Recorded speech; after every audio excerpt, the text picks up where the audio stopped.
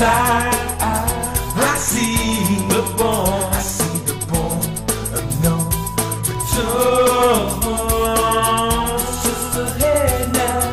It's just ahead now. Can't you see we're rushing for the end? I see the point of no return. Oh, now I see the point of no return. It's just You know, it helps if I take my microphone off mute. Well, good evening, everybody. I hope everybody's in good spirits. You are listening to Wide Awake News on the Rinse Radio Network. It's August 26th, coming up to tail end of August 2014. Has been kind of a crazy week for news, and you know, part of it's my fault because, you know, last week I probably went a little overboard on the Michael Brown shooting, to be honest with you. When I went into that show, I really had no intent to make that the entire show, but, you know, it did seem to be a persistent item in the news. There seemed to be, you know, a lot of different theories being knocked around, and all right, so I wasted an entire show talking about that one issue, but it continues. There has been a I don't know quite how to put this. There has been a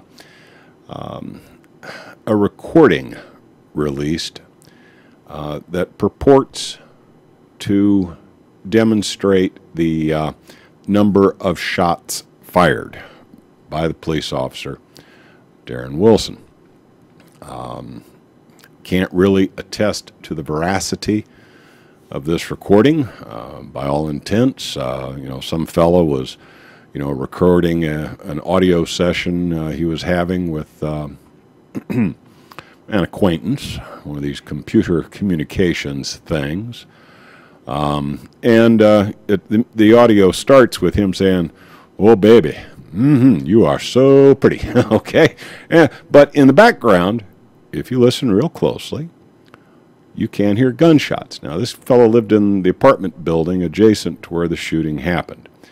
Now, the story that's been released supporting the police officer, Darren Wilson, is that, you know, he was under duress. You know, it was, you know, one of these life-threatening situations, and he just didn't have any choice but to fire. When you hear this recording, and again, you're going to have to listen very carefully. The recording is not terribly good quality, but when you hear this recording, you are going to hear two distinct volleys of fire. You're going to hear 5 or 6 shots in very rapid succession. You're going to hear a pause, and then you're going to hear 5, 6 shots as a follow-up. Now, you know, I will leave it to the forensics people out there to determine exactly how many shots were fired. I think I hear 11 distinct shots. Now, apparently, this guy, Martin, had, you know, some kind of high-capacity pistol, probably a, you know, a Glock or something. That seems to be what's being issued to police nowadays. And it appears that this recording, if it turns out to be true, supports one of the witness stories that says this guy Wilson got out of his squad car and chased Brown, firing wildly, before Brown stopped, turned, put his hands up, at which time Martin delivered the fatal shots. Now, we don't know. I wasn't there. I didn't see it go down. All I can really do is present to you the evidence. You're going to have to make up your own damn mind how it actually went down. I'm going to go ahead and play this for you. Let's, you know, try to listen real carefully. Here it goes. You are pretty. You're so fine. Just going over some of your videos. How could I forget? All right, did you hear it? You know, he's saying, you are so pretty, and in the background, if you listen real carefully, I'm going to play it one more time. I'm going to kick the volume up just a skosh. You tell me how many shots you think you hear. You are pretty. You're so fine. Just going over some of your videos. How could I forget?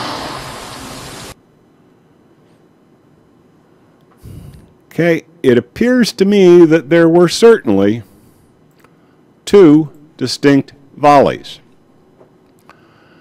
I hear 11 shots. You're going to have to consider the evidence, and as always, make up your own damn mind. Now, this fellow Wilson has started to get some sympathy. Okay, you know, it's, you know, this is a common thing. You know, initially, you know, everybody was, you know, in favor of this fellow Brown, the young kid that got shot. Everybody, oh, you know, another innocent kid. Then it started coming out, okay, you know, so he was not, you know, in the church choir, and he was not, you know, little Mr. Perfect. You know, he had, you know, a few blemishes. You know, and then that started, oh, well, you know, Wilson had to go to the hospital with a swollen face, you know, and all of a sudden the police officer started getting a little bit more sympathy. And at this point, you know, a lot of people are looking at this like, you know, this guy Wilson just had every right in the world to shoot this kid. My contention would be that it's pretty hard to justify shooting an unarmed man for any reason. I mean, frankly, even if there was a little bit of a tussle and he roughed you up a little bit, you know, all of a sudden, you know, you got the drop on him, you're pointing your weapon at him, he's got his hands up or whatever, he's unarmed. Unless your life or the life of another party is in imminent danger, unless there is an imminent danger that you might suffer serious injury or perhaps even death, it's pretty hard to justify just popping off rounds. And the idea of popping off rounds wildly as you chase a suspect, who, by the way, the only criminal action that this fellow Wilson, the cop, was aware of that Brown committed was walking in the street. He's a vicious jaywalker. Now, I tell you, when jaywalking becomes a capital offense, we've gone too far. Now, it's come out here recently, okay, he might have pushed and shoved somebody in a store. He might even have stolen some cigars. We don't know.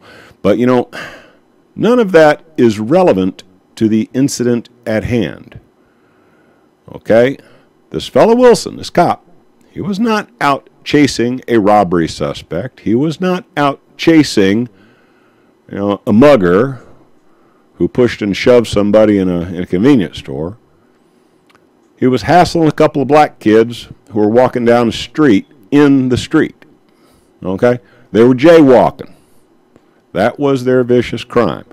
It's a possibility that, you know, Wilson might have come off, you know, like a big tough guy. Hey, you kids, get the hell out of the street. And the kids looked at him and said, who the hell are you? You know? And he might have taken offense that they sassed him a little bit. But, you know, here again, when sassing becomes a capital offense, we've gone too far. Now,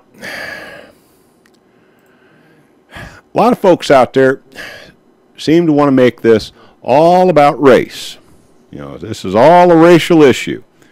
And there's always them evil white cops shooting down them poor unarmed black kids. It's all about race, right? Right? To listen to the news, that's what you'd think. But, you know, here's an article.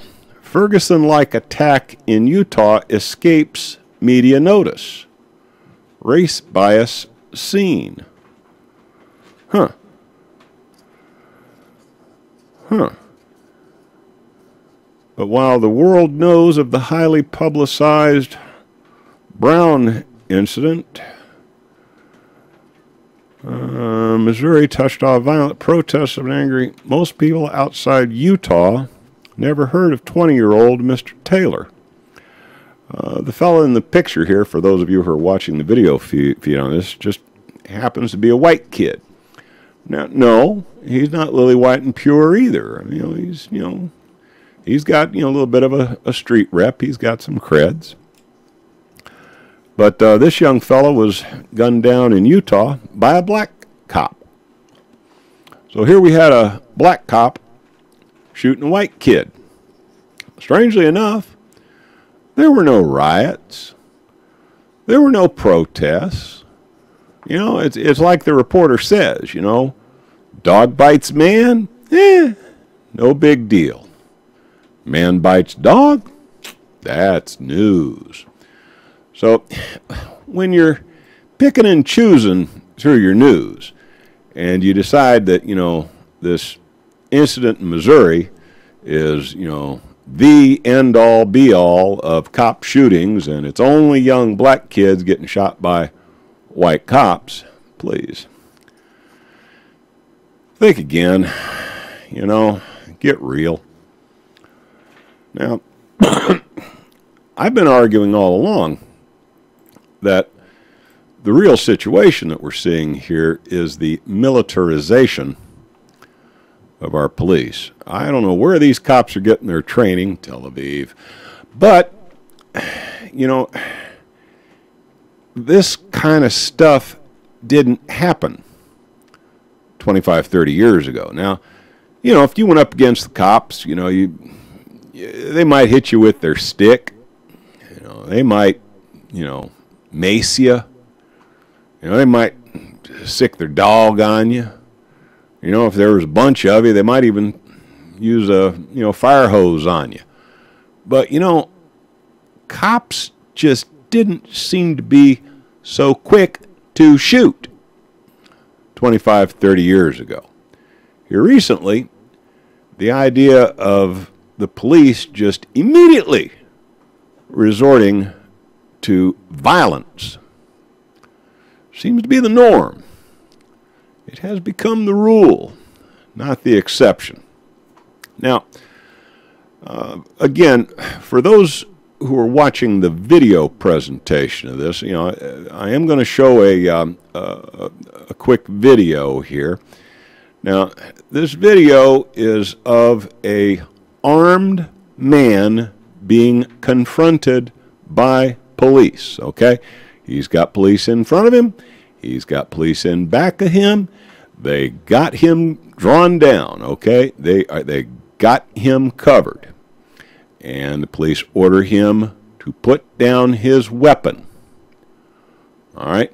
Now, about a 9-second video. For those of you who are just listening to this in the audio presentation, I'll give you the play-by-play, but let me go ahead and play this one, and I want you to watch this, and I want you to be thinking, are these police justified in taking this man's life? Now, okay, he's armed, okay?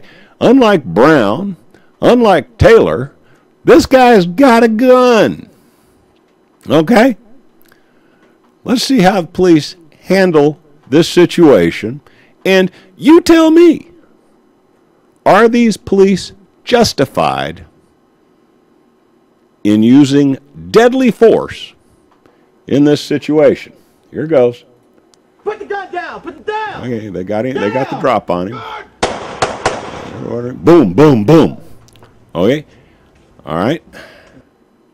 I'm going to play that again. All right. Pay attention. Put the gun down! Put it down! Drop your gun. Okay, he's putting his gun on the sidewalk. Boom, boom, boom. As soon as he lets go of that gun, these cops unload on him. So yeah, he's walking down the sidewalk carrying a rifle. Cops approach him, say, drop the gun.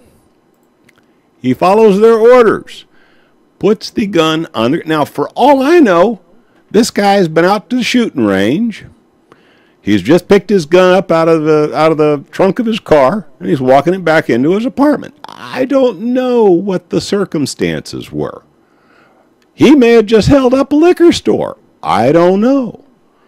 But, you know, the cops had him under control. He was putting down his weapon. As a matter of fact, he put his weapon on the sidewalk, took his hands off of it, raised his hands. No sooner was his hands off that weapon, those cops unloaded on him. That young man is dead. Okay? So, you tell me. Okay, these cops are supposed to be professionals. They're supposed to be extremely well trained. They obviously had the drop on this guy. They had the situation under control.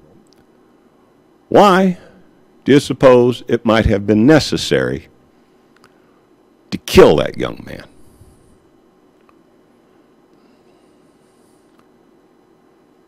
I leave it up to you. I'm going to get some email. Oh, it is a black kid with a gun. That all by itself, that alone is criminal activity. I'm sorry. I don't buy into that.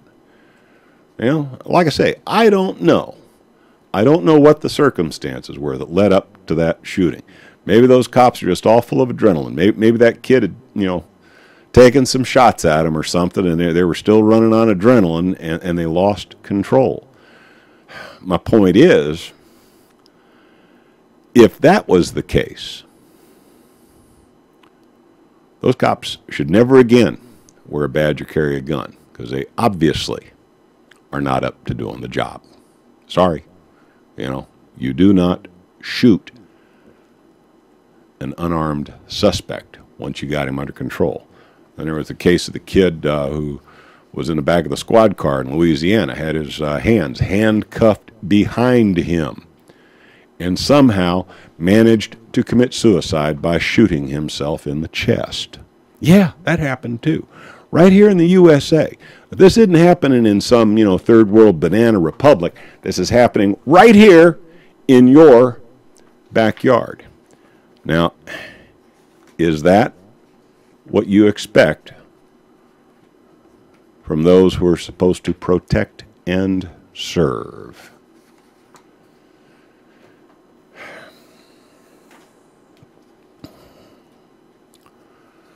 You know, with all the other stuff in the news, you know, I'm going to skip the one about, you know, the Iraqi veteran, this white guy on the left who was beat up by 20 black guys in a huddle house. It's kind of like a waffle shop, you know.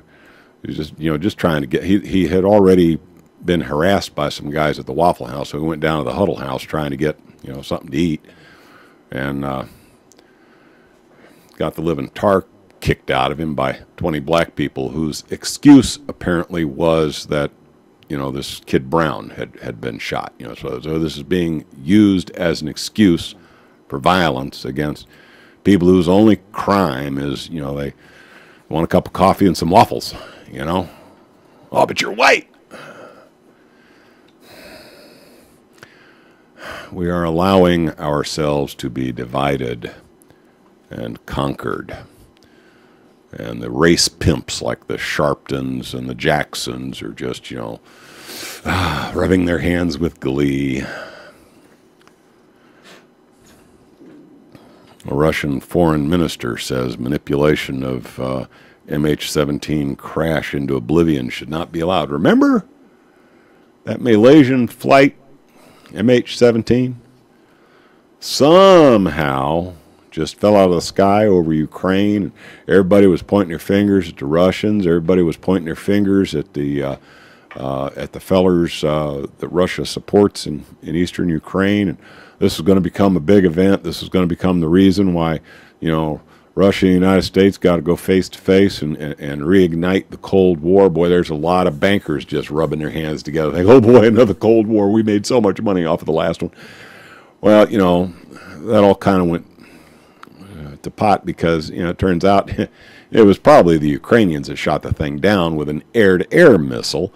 The black boxes that are being examined by the Brits, not sure how they got tasked with that, The black box data has never been released, probably won't until we're all dead and buried. And now there is a code of silence being brought down on that. And Russia's saying, hey, wait a minute, we were taking all the heat over this. You were blaming us for this. Let's see the data. Where is the data? Well, see, it just doesn't fall into the company line, so that data is going to be swept under the rug. We don't need to discuss it. Nothing to see here, nothing to see here. So they're looking for some other reason to get the Cold War started. They'll figure out something. The MH17, they killed 200 and some people. That didn't do it. So who knows? Maybe they'll fly a couple of airplanes into some buildings somewhere. No, they already did that. Believe me, they'll think of something. I'm hearing the bumper music in the background, so it's time for me to back out of here for a few minutes while the studio sells some product. But don't despair. I'll be back right after these important commercial announcements. Alrighty, and we are back from our first break of the evening. That MH17 incident, you got to be very, very suspicious when this, government and propaganda arm of the government that we refer to as our mainstream media, you got to be very, very suspicious with everything these guys say. You remember the parable about, the sky is falling, Chicken Little? Remember that one? The problem is, this government and the corporate owned and operated media that operates as the propaganda arm for this government have lied to us so many times about so many different things. One of these days, they're going to, Washington, D.C. is going to be vaporized, and the government in exile out in Phoenix, Arizona is going to say, aliens are invading, aliens are invading. And you know what? The aliens will probably be at your front door about to eat you, and you'll be sitting in front of the TV going, yeah, right, I don't buy any of this shit. I don't buy any of it. It ain't going to happen. Okay, that's the problem. When they lie to you that much, one of these days, something real is going to come down. And we're just going to be so used to being lied to every day about everything that when a real disaster hits, we're not going to realize it. It's going to just, more cartoon media, yeah, right.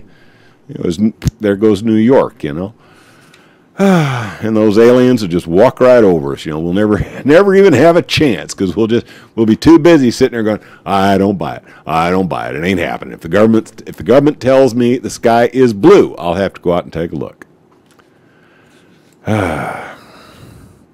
All right, we've got yet another one of those. All right. Now, this government has been trying to find an excuse to go kick Syria's ass for the longest time. And, everything they try just seems to blow up in their face. We had the usual weapons of mass destruction thing, and Syria's doing terrible things to its own people, and all that was proven to be, just more baloney. And, they've been, oh my God, what are we going to do? What do we got to do to get these people gung-ho to go kick Syria's ass? This is a terrible situation when we cannot, control the sheep. Well, now we got this thing with this beheading of this fellow named Foley. Okay? Now, don't get me wrong. There is a very high probability that this fellow Foley was indeed killed by what we would refer to as terrorists. What they would probably represent themselves to be freedom fighters, but this guy Foley was probably killed by these freedom fighter terrorists, whatever. But chances are it happened a year ago. Well, at least that's according to Syrian media. It says, look, we've known about this. We told you about this a year ago. We told you this fellow was dead. Okay? But, those who wish to get something going against Syria will use anything to try to get you all excited about jumping on the bandwagon. So we had this, staged Hollywood fake beheading of Foley for cameras to try to provide that impetus. Well, they couldn't really directly blame the Syrian regime because, this Islamic State or ISIL or ISIS, whatever you decide you want to call them this week, they weren't directly associated with the Syrian regime. As a matter of fact, they're giving the Syrian regime as much trouble as they're giving us. Almost seems like we have a common enemy. What was that old saying? Something about, the enemy of my enemy is my ally. Well, we'll get to that. But in any case, this Islamic State does kind of hide out over in areas of Syria that they have captured. Most of their activity right now, though, is taking place in Iraq, a territory that is dominated by the United States and its paid puppets. Now, of course, the United States has been, launching some air support missions in support of the Kurds in the north and the Iraqi government in the south, trying to deny this Islamic State group fortifications and heavy weapons. As soon as the airstrikes come in, though, these guys just disperse. I mean, they're kind of like the guys in black pajamas we used to fight back during the Vietnam War. I mean, you throw a bunch of bombs in there, you go and look, and, they scattered like roaches. They're gone before the bombs ever hit the ground. Well, it's the same with this Islamic State. These guys are hit and run operators. And, they're fighting a revolution by Mao's book. But, we got to get something to get those Americans riled up. And nothing riles up an American like a good old-fashioned beheading. Now, in Muslim culture, this is kind of a standard practice. I guess it was kind of, standard practice for the French during the French Revolution. But, in Muslim cultures, execution by beheading is considered a reasonably painless method of execution. To us it seems kind of grisly and kind of primitive. It's a cultural difference that we're going to have some trouble getting around. But see, the idea of Saudi Arabia beheaded 19 people just this month. During the first half of August, Saudi Arabia executed by beheading 19 people. That is their preferred method of execution. Okay? So, to us, we get all excited about it. Oh, that's just terrible. They cut that man's head off. It's a cultural difference, okay? They would probably think that a lethal injection is absolutely barbaric. Why don't you just lop the guy's head off? That's reasonably painless. Instead, you hit him up with a whole bunch of drugs and make him suffer for 30 minutes. That aside, the facts are most experts who have analyzed this film of this so-called beheading says that a good Hollywood special effects group could have done a much better job. The consensus of opinion is that it is a fake. It is yet another false flag trying to get you all excited and want you to go kick those guys in the ass, but in Syria. See, this opens a door for the United States to go into Syria. Assad has said, hey, wait a minute. We don't have to be at each other's throat, or we don't like these guys any more than you do. Tell you what, let's have a joint operation go after them. Assad is putting out the hand of friendship to the United States, saying, we welcome any support that you can give us to try and drive these guys out of our territory. We don't like them any more than you do. But the United States government says, wait a minute, Assad's the bad guy, but ISIS is the bad guy. Oh, we're so confused. You gotta love it. Sometimes fact is funnier than fiction. I don't think Hollywood could have written a more interesting script. What do you think? You know, a lot of this stuff, you know, okay, yes, I inject my opinions. That's editorial commentary. I'm not asking you to agree or disagree. What I'm hoping to do is get you to consider the evidence on the table. Make up your own mind. What do you think? I'm hearing that music again, so I'm going to have to slide out of here for a couple minutes while they sell some more goods. And I'll be back right after this important announcement with a little bit more barking at the moon.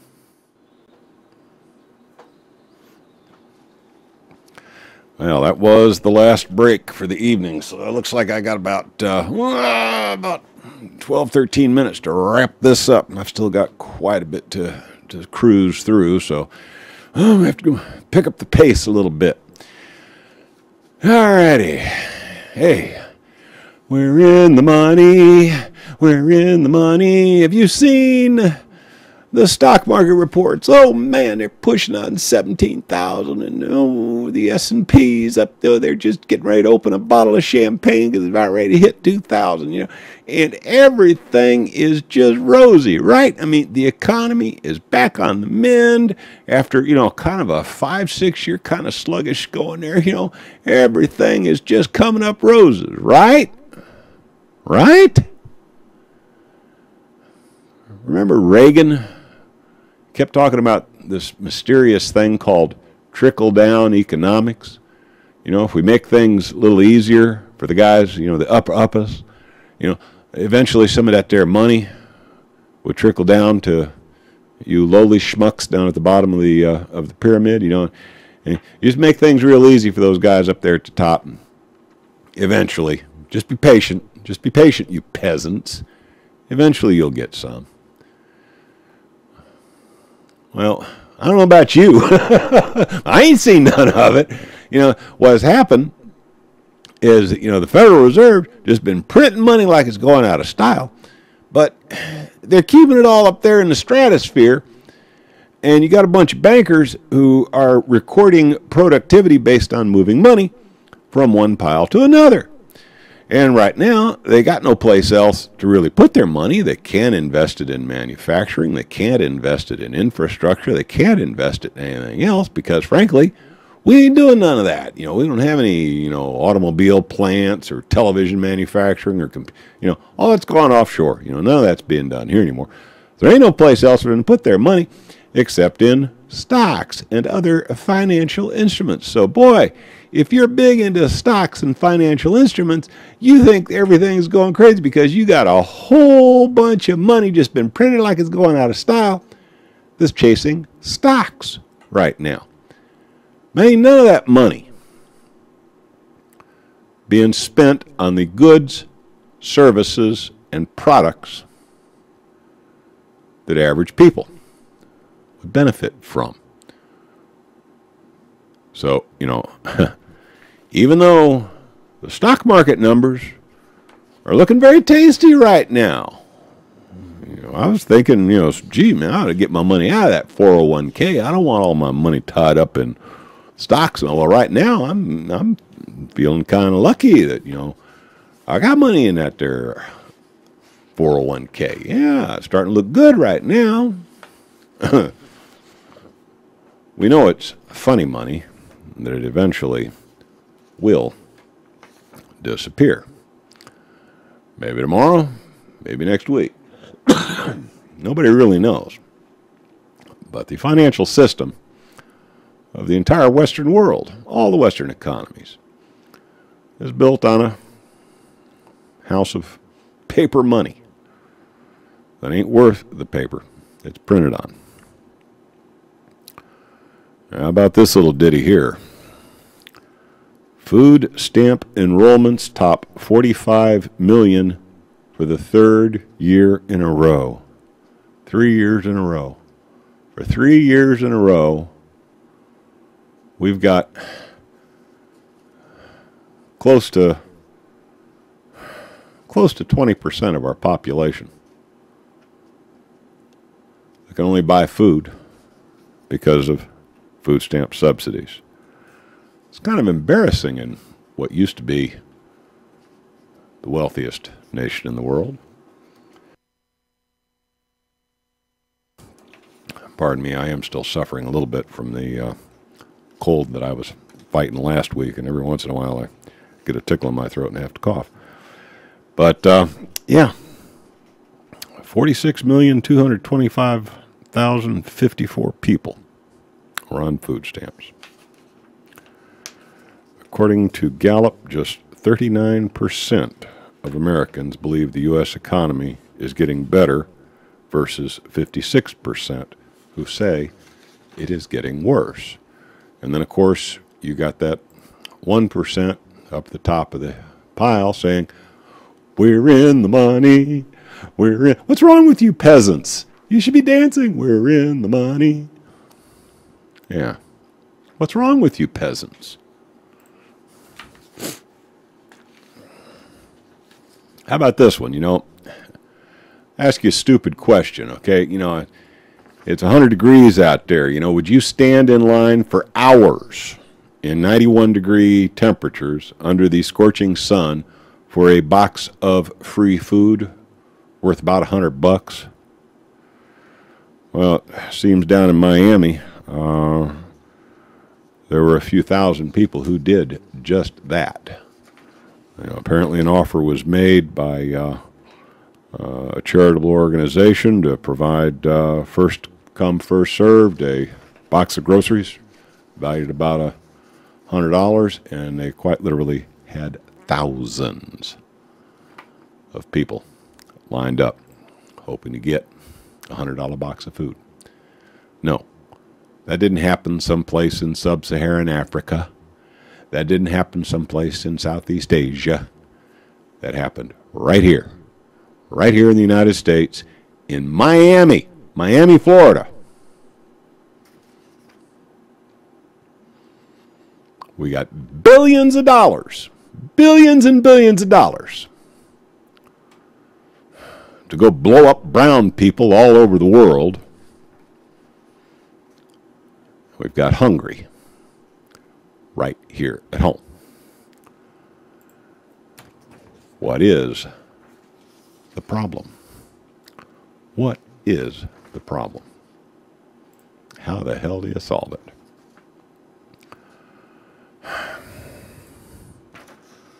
CDC whistleblower links MMR vaccine to autism. Now, people have made this connection for years, that there is something in the vaccines that is apparently contributing to the rapid rise in the incidence of childhood autism.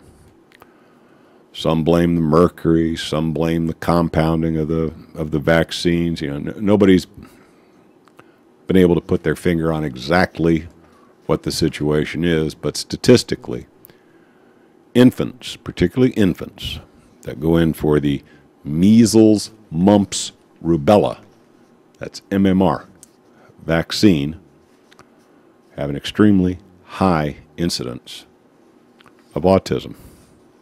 CDC whistleblower has come forward and specifically linked the MMR vaccine to autism.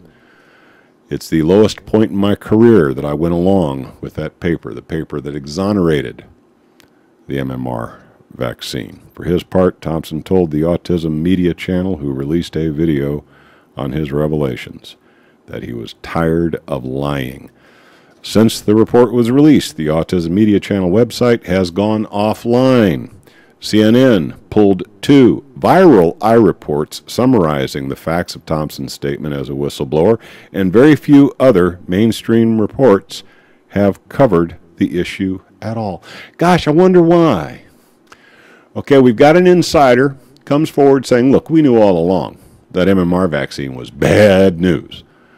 And we even filed a bogus report exonerating the vaccine from any cause of autism, knowing full well that, it was a lie,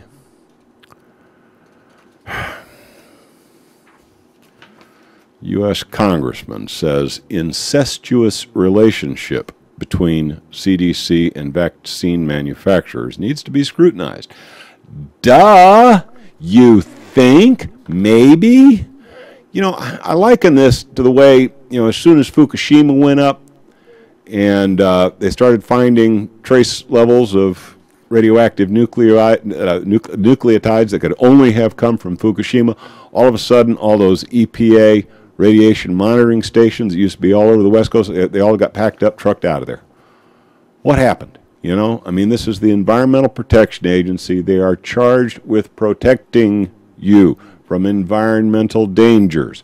But as soon as it was apparent that there was an environmental dangers, they packed up their monitoring gear and left town. You think they're going to stay where there's radiation? No way, man. They're booking for someplace safe. CDC, same scenario. I mean, if you're a government bureaucrat working for the CDC, your wet dream is that you get picked up by one of these big pharmaceutical companies to maybe, you know, work in their PR, or maybe working, you know, get to go to work, because, man, it pays so much better than that. But, you know, if you're a government bureaucrat, you know, you're in a position where you can make their life sweet or you can make their life miserable. So this incestuous relationship is about employees of these government agencies looking forward to future opportunities or perhaps consulting contracts with the pharmaceuticals or perhaps the nuclear energy companies. You get your 20-year gold watch and a pension from the government. You know, maybe you're still a young man. You got time for a second career as a consultant for Pfizer, maybe, or maybe General Electric. You know, you play ball. You're on the team. If you don't think that happens, please think again. Do I have proof? Not at this time. You're going to have to consider the evidence, and as with all things, make up your own damn mind. Speaking of Fukushima, I touched on it briefly. Nuclear engineer studies show multiple fuel cores were ejected from the Fukushima reactors. Radiation expert, hot particles of uranium and plutonium fuels detected nearly 300 miles away. Okay, now, Fukushima's kind of fallen out of the news. I mean, you don't see anything about Fukushima. Oh, the sky's falling, and then nothing. Okay? You know, the fact of the matter is, a lot of this information that we are just now starting to have access to was known immediately after the event. But they were going to, oh my God, you know, that might scare people. So, you know, it's been coming out in little dribs and drabs and trickles. We knew all along that those reactors blew up. And now it's come out that components of the reactor cores were blown hundreds of miles from the reactors. Yeah. So don't think that one's done yet. That's the gift that just keeps on giving.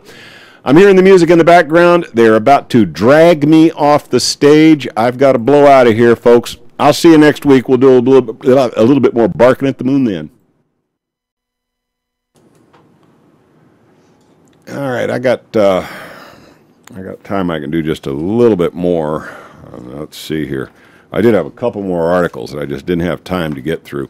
You know, we talk about Fukushima. Fukushima is bad, and there does not appear to be any solution. Nobody has yet proposed a viable solution for cleaning that mess up. At this point, at least 3 of those reactors, the nuclear fuel has melted through the bottom of the cask that it's held in. It's gone apparently through the concrete floor of the building. It may be all the way down into the groundwater. Some people say it might be 75, 100, maybe even 200 feet down into the ground.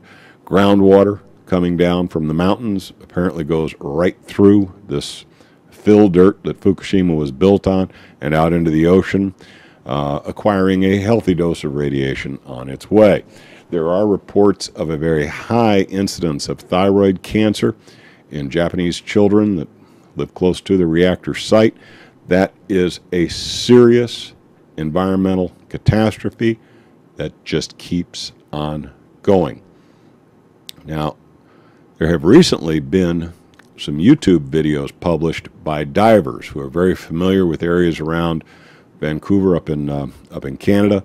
They're very familiar with the tidal estuaries, which are, pockets of high volumes of life where, little bitty fish come to breed, big fish come to eat, and there are usually, vast quantities and a tremendous variety of life in these tidal pools close to the shore, just out, Well, they've taken some videos of areas that they knew to be very active and very full of life that show that those areas are now deader than a hammer. Okay, now, some people are using it as a real serious scare story. They're talking about, life is over as we know it. The entire Pacific Ocean is now totally dead. Don't have any evidence of that. What we're finding is that everybody seems to think that, this radiation seeps into the ocean and it just spreads out uniformly throughout the ocean. That apparently is not the case. Apparently it kind of clumps together, and the impact of the radiation damage appears to be confined to specific areas. Vast areas of the Pacific Ocean have not yet been impacted in any way. So, chances are, you're still going to be able to buy your tuna fish and potentially eat it if it really is tuna. You know what? Here's another issue. It's not in my news item tonight, but it just came to mind. Do you realize that the term tuna fish has been copyrighted? So, tuna fish is owned. The name tuna fish is owned. They can put anything in that damn can they want. It may never have been part of a tuna fish. It could be just whatever they caught that week. I understand. Same with coffee. The term coffee is now trademarked or patented or whatever. I don't know. I don't know how they get away with doing this, okay? You would think there'd be some kind of grandfather clause or something, and if it says on the can 100% coffee, I expect to open it up, not find any sawdust in there. But apparently, the term coffee is now a trademark name. They can put anything in that damn can they want. Some of it may not have anything to do with coffee.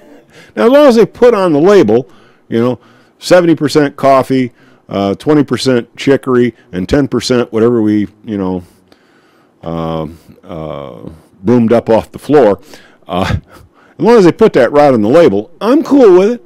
Okay, I'm cool with it. As long as what it says on the label is what it is, I'm okay. But I'll tell you what, if it says 100% Colombian coffee, it had better be 100% Colombian coffee. And if it says on the can 100% tuna fish, I expect it to be at least resemble. It should look like it came off of a tuna. But, hey, who am I? Bottom line is, Fukushima is very bad. Very close in to Japan, it's really bad. In the surrounding areas, a little bit to the north of Japan, it's really, really bad. Some of this stuff seems to have concentrated off the coast of northern Canada, right where Canada and Alaska meet up in that area, and it just seems to be sitting there swirling around and around and around and around. Okay, now, as long as the radiation stays reasonably contained like that, well, it's just a huge, nasty mother of a disaster. If it actually started coming all the way down the coast, all the way down to Baja, and maybe circulating around to the Indian Ocean and then to the southern hemisphere, then it could indeed be a global catastrophe. I don't want to be Chicken Little. I don't want to be out there telling everybody, oh, you know, the sky is falling, and, you know. Right now, we can definitely say for sure that in isolated areas, radiation from Fukushima has been devastating on ocean life. And when you figure that, you know, the Pacific Ocean feeds a tremendous number of people in the world, the loss of that food resource could indeed be catastrophic. Now, here again, I don't want to underplay the situation at Fukushima either.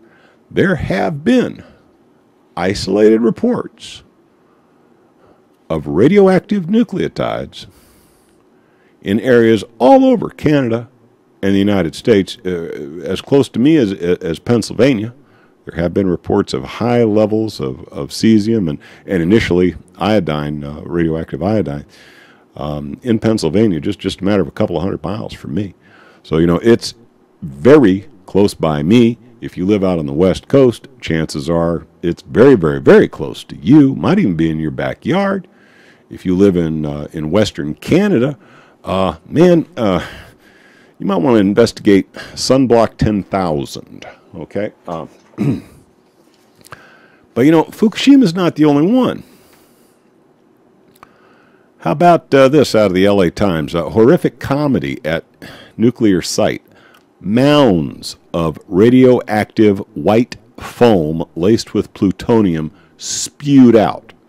Government failed to do any radiation tests when releases peaked after major leak. This is that place that, you know,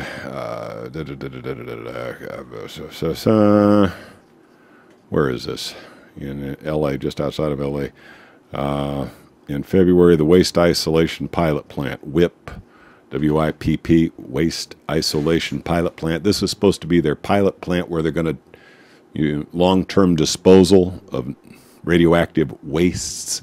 You know, this is a pilot program. This is how they're going to handle it. You know, so put this stuff in the ground and it'll never mess with anybody for the next 250,000 years, right?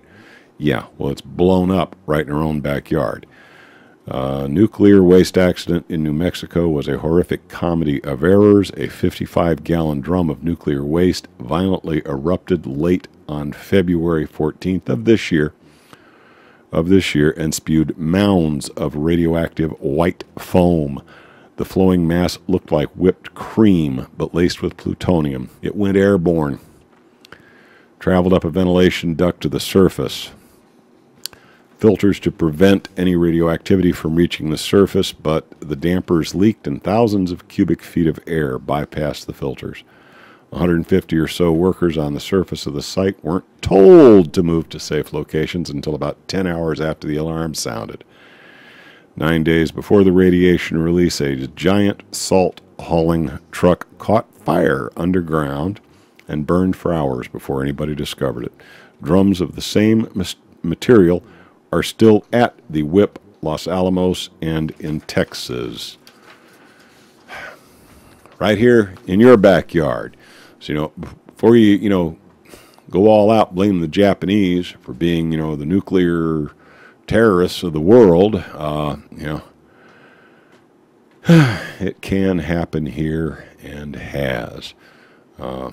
We have 24 nuclear plants here in the United States of the same aging design as what popped their corks in Japan.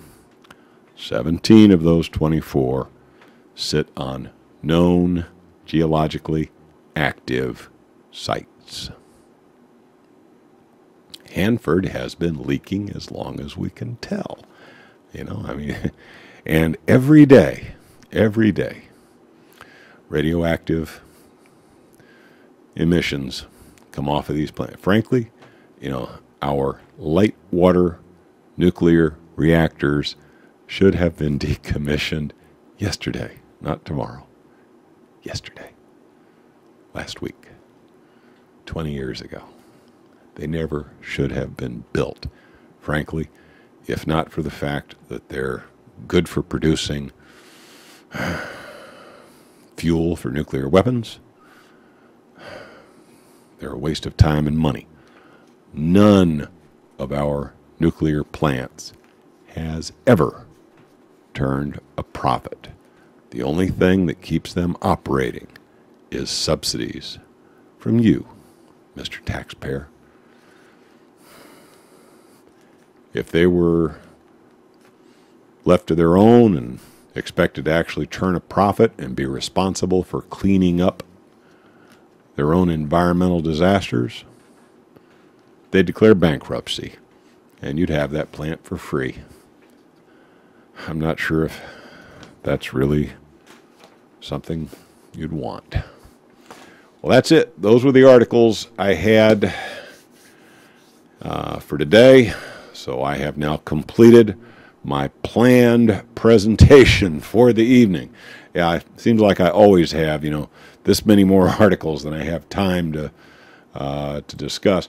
But what do you guys think? I'm looking at the chat room now.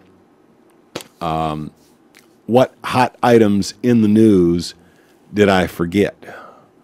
What hot item happened near you that I really, really, really should have discussed that I didn't get out there?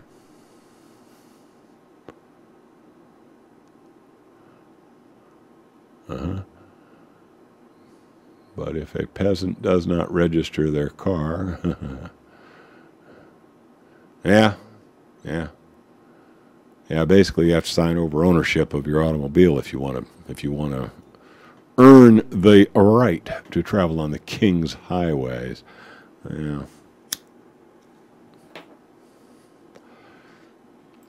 Well, Obama's just, a puppet anyway. I mean, Obama is nothing. I don't care, Obama, Bush, Clinton, Bush, Reagan, they're all sock puppets. They're all sock puppets. Yeah, I understand. I heard that Burger King was moving to, they're going to move their corporate offices to Canada. They're trying to escape U.S. taxation. Canadians' top corporate tax rate is like 29%. In the U.S., it goes as high as like 40%.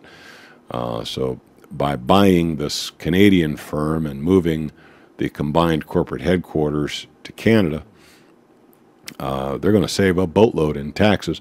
Now, of course, the Democrats are calling for a boycott on Burger King because of that. I'm saying, hey, man, that's just smart business. I mean, if you tax the business out of your nation, you deserve what you get. Instead of looking at it and saying, damn, we're not competitive anymore. No wonder all of our business is leaving the nation. We're taxing them to death.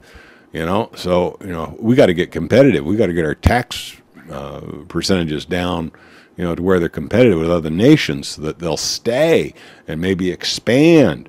But no, Democrats get all excited, and Republicans, to call them terrorists, and we got to have that tax money. Oh, we got to have higher tax rates. We can't reduce our tax rates. So they're talking now about passing some law to keep U.S. companies from moving out of the United States. And I'm sitting there, hey, if you're going to tax the company to death, and they got an offer across the border that says, yeah, bring your business over here, we'll treat you good. That is what free markets are all about. But, who am I? I'm just an old Southern boy with straw for brains. Yeah, only France has got a steeper tax rate on corporations than we do.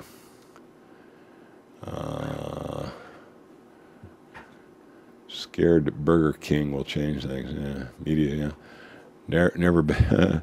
I don't know if Tim Hortons any good. Around here, we got Krispy Kreme and Dunkin' Donuts. I mean, and frankly, I like Dunkin' Donuts. Dunkin' Donuts has got some damn fine coffee. Their coffee is so much better than that high-priced yuppie place, and it's about 20% the price. I can go get a real good cup of coffee at Dunkin' Donuts for about $1. I go to that fancy yuppie joint, and they want to charge me $5 or something similar, and they call it a grande latte something or another. I don't know. When you go into the Dunkin' Donuts, it's just, hey, give me a big coffee with extra caffeine. I say, yes, sir.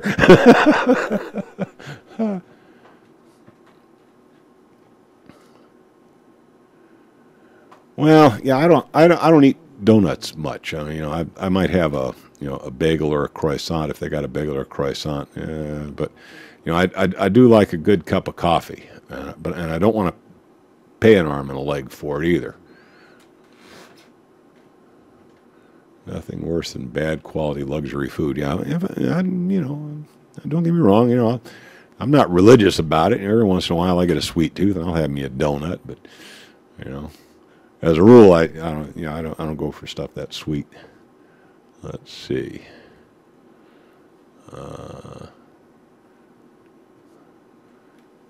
All right. Any other hot topics that we need to discuss before I bag it, guys? I still got to bundle this thing up, post to YouTube. I still got a lot of work to do before I can go to bed tonight. So going once, you know.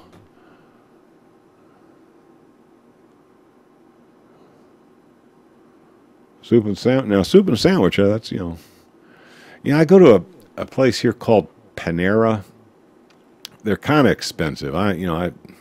But one of the places where I have to do work, you know, the closest thing to get lunch is this thing called a Panera, and they've got a pretty good soup and sandwich special. Their soups are a little too salty for my taste, but you know, the soup and sandwich combo, I think I get out of there for about, you know, $7.50, $8, you know, which is not horrible in my area. I mean, I'm always looking for that mystical $5 lunch, but you know, it's pretty hard to find a $5 lunch these days.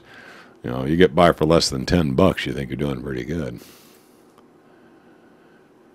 Well, I got to tell you guys, it's that time. I'm going to have to bag it. I appreciate you all spending your Tuesday evening watching me bark at the moon, and you betcha. I'll be back next week, and we will do it again. Good night, all. Ooh, the love of the old, turn around. None of us are leaving here alive. Whoa, what will you say? What will you say? And what will you do? What will you do?